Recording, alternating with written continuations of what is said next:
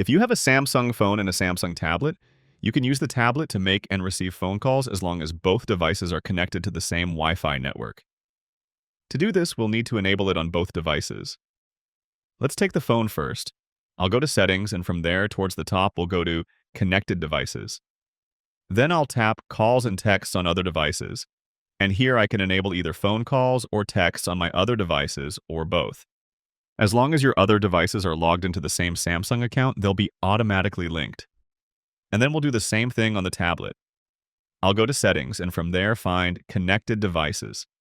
From there, we'll once again find Calls and Texts on other devices, and toggle on the options that you'll want to use.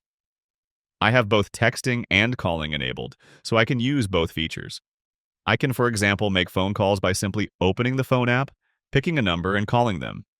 They will see the call like it's coming from my phone, and technically it is being done through my phone, but having the Connected Devices option turned on, I can operate it all through my tablet.